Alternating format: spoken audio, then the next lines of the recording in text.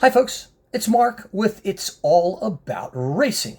Today we are going to take a look at a 143 scale Spark resin model, that of DragonSpeed USA, the Oreca 07 Gibson, which competed in the 24-hour Le Mans in 2020.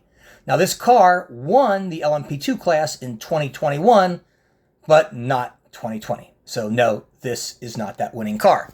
Now this is a 143 scale model. It is a resin model. It is mounted on this black base. It's wood. You can see the 24-hour Le Mans on the inside of the box, and if you look at the top of the box, you can see Spark 2020. Take a look at the side, and this is a closed-ended box. It says P2 class number 27. Flip it around the other side, and it's Oreca 07 Gibson DragonSpeed. And we flip it over to the bottom. We just got to go that way, and you see all the official licensing and the 24-hour Le Mans holographic logo, which I think is really, really cool. Now, guys, the Oreca 07 is an LMP prototype. It's been around forever. I think since 2017. Don't quote me on that. It's a prototype used in various race series around the world, including IMSA and the WEC in 2020. The versatile chassis is powered by a naturally aspirated 8-cylinder Gibson English-built engine, and guys, does it sound absolutely freaking terrific. Now, DragonSpeed Racing is an American race team competing in the European Le Mans, the WC, and an IMSA. Now, the drivers in 2020 with this car were Heinrich Hedman, a bronze driver, Van Hanley, a gold driver, and Regan van der Zand, a gold driver who was elevated to platinum in 2023. The team was founded in 2007 by former racing driver Elton Julian and is based out of Jupiter, Florida. And in 2017, the team bought 2 of these Oreca 07s. Now, about the livery, and I want you to think about this for a minute. It's obviously white. It's got blue stripes with white stars. Now, some of you may remember or do know what or who inspired this livery. Now, if you've had a moment to think about it, I'm going to give you the answer right now. Heinrich Hedman, who is the gentleman driver of this car, was a huge fan of none other than Evil Kinevil. Remember that guy, the daredevil on a motorcycle, did just about everything, broke about every bone in his body, absolutely nuts. And the livery reflects that with the white base and the blue star and the blue stripes and white stars.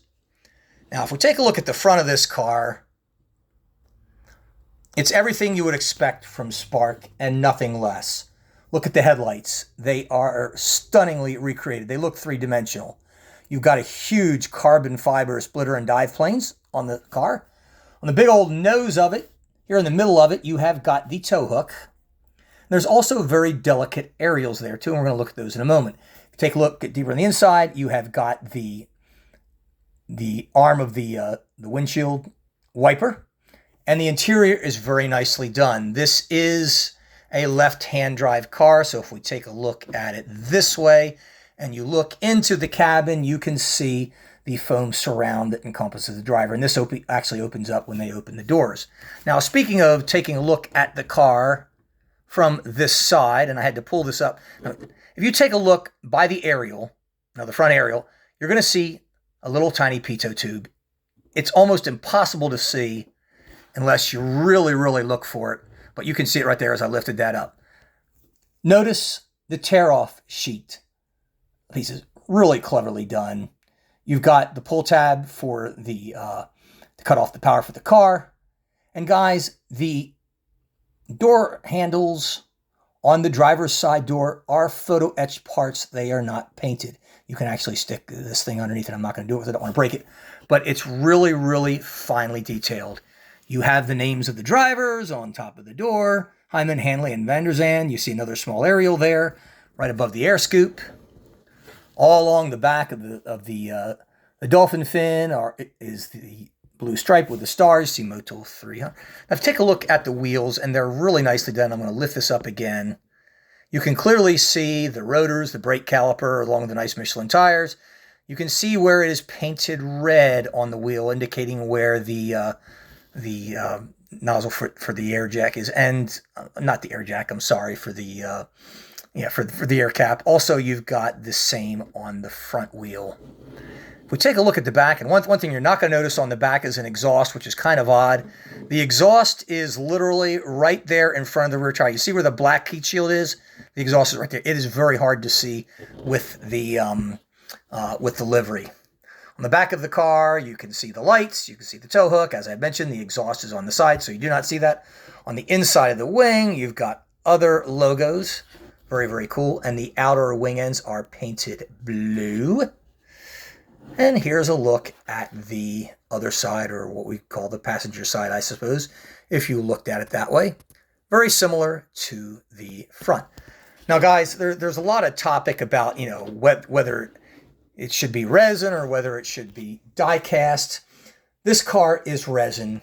It's white. And quite frankly, I'm glad it's resin, because paint has a hard time attaching to die-cast cars, particularly when you need numerous coats of it, as you do for white and for yellow.